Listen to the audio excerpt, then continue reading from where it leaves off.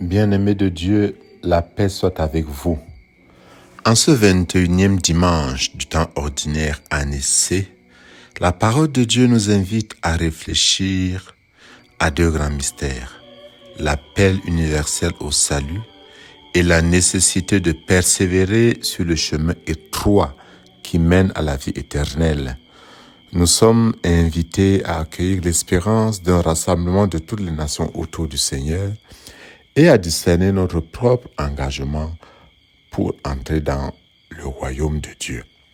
D'abord, le prophète Isaïe, qui parle de cet appel universel à la gloire de Dieu, dévoilant ainsi une vérité essentielle.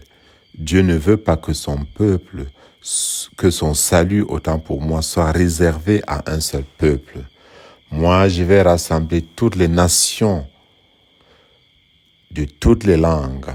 Le prophète Isaïe nous appelle donc à contempler un avenir radieux et universel où toutes les nations seront rassemblées pour voir la gloire de Dieu. Cette gloire, loin d'être une simple renommée, est la lumière vivante de la présence divine qui éclaire et transforme le cœur. La gloire de Dieu n'est pas le végétariat, mais c'est la manifestation de sa présence forte qui appelle à une nouvelle relation avec Dieu. Et Dieu ne se limite plus au peuple d'Israël, mais ouvre son amour à toute l'humanité, invitant chaque peuple, quelle que soit sa langue ou son origine, à entrer dans cette grande alliance de paix et d'espérance. Le petit reste, les Anawim, ces croyants fidèles au milieu des épreuves et des doutes, ceux qui n'ont d'espérance qu'au Seigneur. Ce petit reste, disais-je, est choisi pour être messager de cette bonne nouvelle. Leur mission est magnifique. Porter la lumière de Dieu jusqu'aux confins du monde, rassembler les peuples dispersés et leur ouvrir la voie vers Jérusalem, symbole de la communion avec Dieu. Ce signe qu'il établira au milieu d'eux préfigure le Messie, Jésus, qui attire tous vers lui. Mieux encore, Dieu dépasse toutes les barrières humaines. Il fera des païens, même ses prêtres, ouvrant à tous la possibilité de servir et d'entrer en relation intime avec lui. C'est une invitation à une fraternité universelle, à une fraternité nouvelle, à une fraternité qui dépasse langue, couleur, région, où toutes les différences sont sanctifiées dans l'amour divin. Ainsi, le message d'Isaïe nous inspire aujourd'hui à croire en la force de l'espérance et de la fidélité, peu importe les difficultés. Dieu œuvre à rassembler, guérir et illuminer le monde entier à travers nous. Résidus fidèles, la gloire de Dieu rayonne et invite l'humanité à un avenir d'unité, de paix et de joie. Ce projet divin, bien que difficile à saisir, est sûr, car Dieu est fidèle. Et c'est Dieu lui-même qui le déclare, d'où le terme oracle du Seigneur. Dans la deuxième lecture, la lettre aux Hébreux, nous avons l'expression de la pédagogie divine dans la correction venant de l'amour. La lettre aux Hébreux, en effet, nous rappelle que ce chemin vers Dieu exige des efforts et que Dieu, par amour, nous corrige comme un père corrige son enfant. Quand Dieu aime quelqu'un, il lui donne de bonnes leçons. Cette correction n'est pas une punition, ni une humiliation, mais une éducation qui produit un fruit de paix et de justice. En ces temps où la persévérance dans la foi peut sembler difficile, la parole nous encourage à redresser nos pas, à fortifier notre engagement pour être capable de marcher sur ce chemin étroit sans tomber, pour être capable de tenir bon, pour être capable de persévérer, d'aller jusqu'au bout, sachant que le Seigneur est avec nous. Dans l'Évangile, nous avons cette question cruciale. Y a-t-il peu de gens qui seront sauvés? Jésus répond en invitant à l'effort personnel. Efforcez-vous d'entrer par la porte étroite. Cette porte étroite symbolise le chemin de la repentance, de la conversion, du changement de vie. Un chemin souvent difficile à suivre car il ne s'agit pas de pénitence ou de regret de péché simple. C'est un processus dynamique de renouvellement par lequel on s'ouvre à une transformation radicale et perpétuelle par Dieu.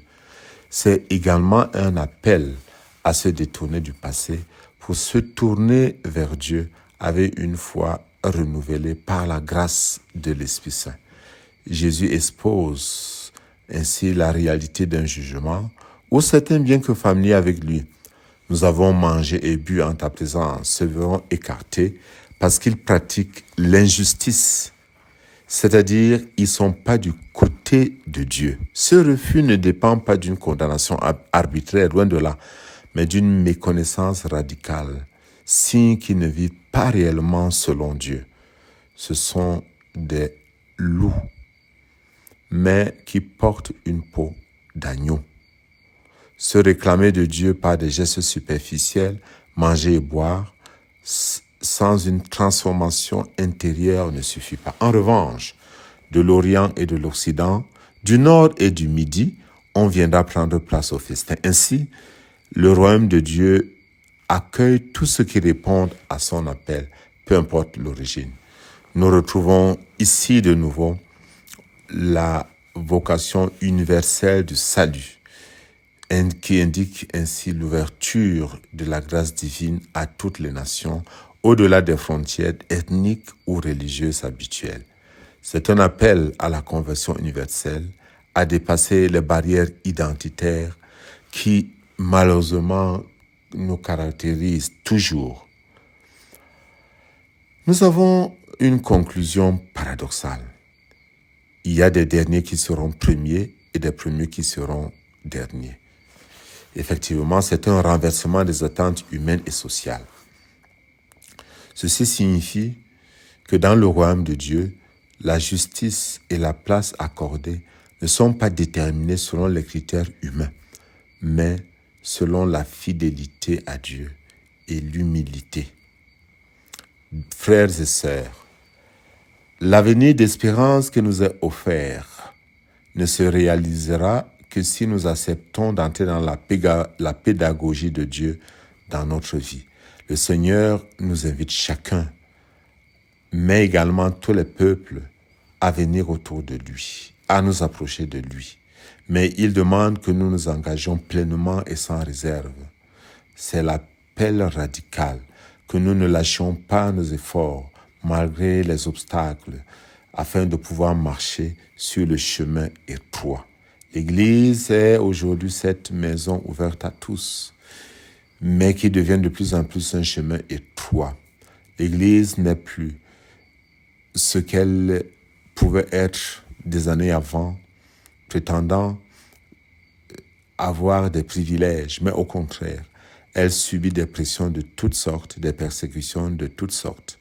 Le festin du royaume est prêt, la porte est encore ouverte. Efforçons-nous chacun d'y entrer dès maintenant en accueillant l'amour et la correction de Dieu pour participer à la joie éternelle.